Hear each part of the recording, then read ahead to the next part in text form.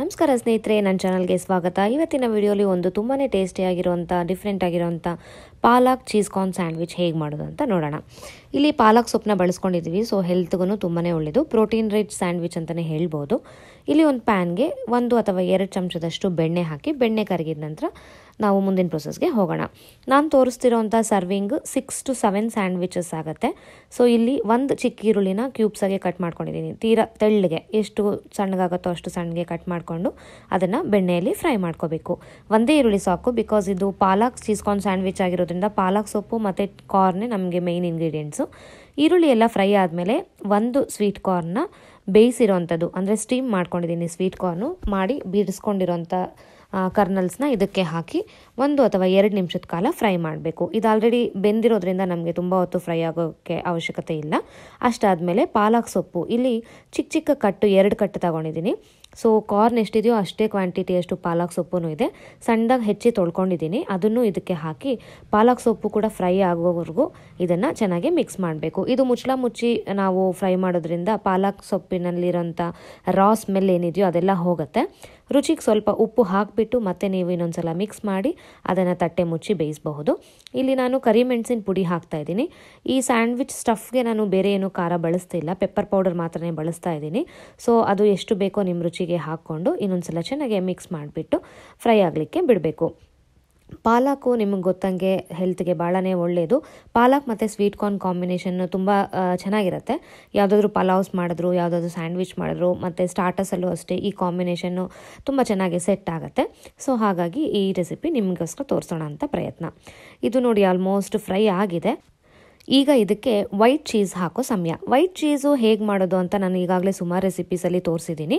ಅದ್ರದ್ದು ಹೆಂಗೆ ಮಾಡೋದು ಅಂತ ಲಿಂಕ್ ಡಿಸ್ಕ್ರಿಪ್ಷನ್ ಬಾಕ್ಸಲ್ಲಿ ಹಾಕ್ತೀನಿ, ನೀವು ಚೆಕ್ ಮಾಡ್ಕೊಳ್ಳಿ. ಹೋಮ್ ಮೇಡ್ ಸಾಸ್ ಇದು. ಇದರಲ್ಲಿ ಚೀಸ್ ಕಂಟೆಂಟ್ ಇಲ್ಲ, ಮೈದಾ ಮತ್ತು ಹಾಲನ್ನು ಬಳಸ್ಕೊಂಡು ಚೀಸ್ ಫಾರ್ಮ್ಗೆ ಪ್ರಿಪೇರ್ ಮಾಡ್ಕೊಂಡಿರೋದು. ಸೊ ಈಸಿಯಾಗಿ ಹೇಗೆ ಮಾಡ್ಕೋಬೋದು ಅಂತ ನೀವು ಡಿಸ್ಕ್ರಿಪ್ಷನ್ ಬಾಕ್ಸಲ್ಲಿ ಚೆಕ್ ಮಾಡ್ಕೋಬೋದು. ಅದನ್ನು ಹಾಕಿ ಎಲ್ಲ ಇಂಗ್ರೀಡಿಯೆಂಟ್ಸ್ನ ಒಂದಾಗಿ ಕೂಡೋವರೆಗೂ ನಾವು ಇದನ್ನು ಫ್ರೈ ಮಾಡಬೇಕು. ಚೀಸ್ ಹಾಕಿದ್ಮೇಲೆ ಮಿಕ್ಸ್ಚರ್ ಎಲ್ಲ ಸ್ವಲ್ಪ ಗಟ್ಟಿಯಾಗುತ್ತೆ. ಸೊ ನಮಗೆ ಸ್ಯಾಂಡ್ವಿಚ್ಗೆ ಬೇಕಾಗಿರೋದು ಪರ್ಫೆಕ್ಟ್ ಕನ್ಸಿಸ್ಟೆನ್ಸಿ ಬಂದಾಗಿದೆ. ಇದೊಂದೇ 1 ನಿಮಿಷದ ಕಾಲ ತಟ್ಟೆ ಮುಚ್ಚಿ ಬೇಯಿಸಿ. ನೋಡಿ ಬಬ್ಲಿಂಗ್ ಆಗ್ತಾ ಇದೆ. ಸೊ ಎಲ್ಲ ಇಂಗ್ರೀಡಿಯೆಂಟ್ಸು ಚೆನ್ನಾಗಿ ಬ್ಲೆಂಡ್ ಆಗಿ ಫ್ರೈ ಆಗಿದೆ ಅಂತ ಅರ್ಥ. ಈಗ ಸ್ಟವ್ ಆಫ್ ಮಾಡ್ಕೊಳ್ಳೋಣ. ಈ ಮಿಶ್ರಣ ಬರ್ತಾ ಸ್ವಲ್ಪ ಗಟ್ಟಿ ಆಗುತ್ತೆ, ಬಿಕಾಸ್ ಚೀಸ್ ಹಾಕಿರೋದ್ರಿಂದ. ನೋಡಿ ಇದೆಲ್ಲ ರೆಡಿ ಆಗಿದೆ. ಸ್ಟವ್ ಆಫ್ ಮಾಡ್ತಾ ಇದ್ದೀನಿ. ಈಗ ಸ್ಯಾಂಡ್ವಿಚ್ ಹೇಗೆ ಅರೇಂಜ್ ಮಾಡ್ಕೊಳ್ಳೋದು ಅಂತ ತೋರಿಸ್ತೀನಿ. ನಾನಿಲ್ಲಿ ವೈಟ್ ಬ್ರೆಡ್ನ ಯೂಸ್ ಮಾಡ್ತಾ ಇದ್ದೀನಿ, ಅಂದರೆ ಸ್ವೀಟ್ ಬ್ರೆಡ್ಡು. ನೀವು ವೀಟ್ ಬ್ರೆಡ್ ಆದರೂ ಯೂಸ್ ಮಾಡ್ಕೋಬೋದು. ಸೈಡ್ಸ್ನ ಚಾಪ್ ಮಾಡಿಬಿಡಿ. ಯಾವಾಗಲೂ ಅಷ್ಟೇ ಸ್ಯಾಂಡ್ವಿಚ್ ಮಾಡ್ಕೋಬೇಕಾದ್ರೆ ಸ್ವಲ್ಪ ಅಟ್ರಾಕ್ಟಿವ್ ಆಗಿ ಕಾಣಬೇಕು ಅಂದರೆ ಈ ಬ್ರೌನ್ ಪಾರ್ಟ್ ನಮಗೆ ಬೇಕಾಗಿಲ್ಲ. ಸೊ ತೆಗೆದ್ಬಿಟ್ಟು ವೈಟ್ ಪಾರ್ಟ್ ಮಾತ್ರ ಇಟ್ಕೊಳ್ಳಿ.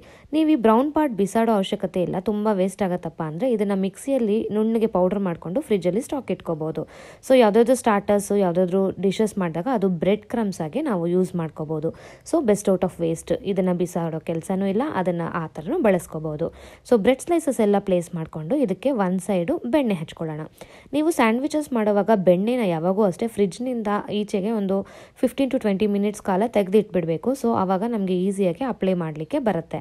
ಇಲ್ಲಾಂದರೆ ಗಟ್ಟಿಯಾಗಿರುತ್ತೆ. ಬ್ರೆಡ್ಗೆ ಹಚ್ಚಬೇಕಾದ್ರೆ ಬ್ರೆಡ್ ಎಲ್ಲನೂ ಟೇರಾಗೋಗುತ್ತೆ. ಸೊ ರೂಮ್ ಟೆಂಪರೇಚರ್ ಇರೋ ಬಟರ್ನ ಅಪ್ಲೈ ಮಾಡಬೇಕು. ಅಪ್ಲೈ ಆಗಿದೆ. ಈಗ ಇದಕ್ಕೆ ನಾವು ಪ್ರಿಪೇರ್ ಮಾಡ್ಕೊಂಡಿರೋಂಥ ಪಾಲಕ್ ಚೀಸ್ ಕಾರ್ನ್ ಮಿಶ್ರಣನ ಒಂದು ದಪ್ಪನದ ಲೇಯರಷ್ಟು ಪ್ಲೇಸ್ ಮಾಡೋಣ ಬ್ರೆಡ್ ಮೇಲೆ. ನೀವು ಸ್ಯಾಂಡ್ವಿಚ್ ಚಟ್ನಿ ಕೂಡ ಹಚ್ಕೋಬೋದು ಬ್ರೆಡ್ಗೆ ಬೇಕಾದರೆ, ಬಟ್ ಇದಕ್ಕೆ ಬೇಕಾಗಿಲ್ಲ. ನಾವು ಇಷ್ಟೇ ಕೊಡ್ಬೋದು, ಬಿಕಾಸ್ ಪೆಪ್ಪರ್ ಪೌಡ್ರ್ ಎಲ್ಲ ಹಾಕಿದ್ದೀವಿ ಆ್ಯಂಡ್ ಇದು ಈ ಥರನೇ ಟೇಸ್ಟು ಚೆನ್ನಾಗಿರುತ್ತೆ. ಎಷ್ಟು ಬೇಕೋ ಅಷ್ಟು ಮಿಶ್ರಣ ಒಂದೊಂದು ಬ್ರೆಡ್ ಸ್ಲೈಸ್ ಮೇಲೆ ಪ್ರಿಪೇರ್ ಮಾಡ್ಕೊಂಡಿರೋದು ಇಟ್ಕೊಂಡು, ಇನ್ನೊಂದು ಬ್ರೆಡ್ ಸ್ಲೈಸ್ ಇದೆಯಲ್ಲ ಅದನ್ನು ಈ ಥರ ಕ್ಲೋಸ್ ಮಾಡಿಕೊಂಡು ಅಷ್ಟೇ. ಇದನ್ನು ನೀವು ತವದ ಮೇಲಾದರೂ ಗ್ರಿಲ್ ಮಾಡ್ಕೊಳ್ಳಿ, ಇಲ್ಲ ಸ್ಯಾಂಡ್ವಿಚ್ ಮೇಕರಲ್ಲಾದರೂ ಗ್ರಿಲ್ ಮಾಡ್ಕೊಳ್ಳಿ. ಮೇಲೆ ಸ್ವಲ್ಪ ಬೆಣ್ಣೆ ಹಚ್ಚಿಬಿಟ್ಟು ರೋಸ್ಟ್ ಆಗೋವರೆಗೂ ಫ್ರೈ ಮಾಡ್ಕೋಬೇಕು. ನಾನಿಲ್ಲಿ ತವದ ಮೇಲೇ ರೋಸ್ಟ್ ಮಾಡಿ ತೋರಿಸ್ತಾ ಇದ್ದೀನಿ. ಸಿಮ್ ಫ್ಲೇಮಲ್ಲಿ ಇರಲಿ ಫ್ರೆಂಡ್ಸ್ ತವದು ಫ್ಲೇಮು, ಬಿಕಾಸ್ ಇದು ಚೆನ್ನಾಗಿ ಬೇಯುತ್ತೆ. ನೀವು ಹೈ ಫ್ಲೇಮ್ ಇಟ್ಟರೆ ರೆಡ್ ಆಗೋಗುತ್ತೆ ಆ್ಯಂಡ್ ಬ್ರೆಡ್ ಎಲ್ಲ ಹಸಿದಾಗಿರುತ್ತೆ.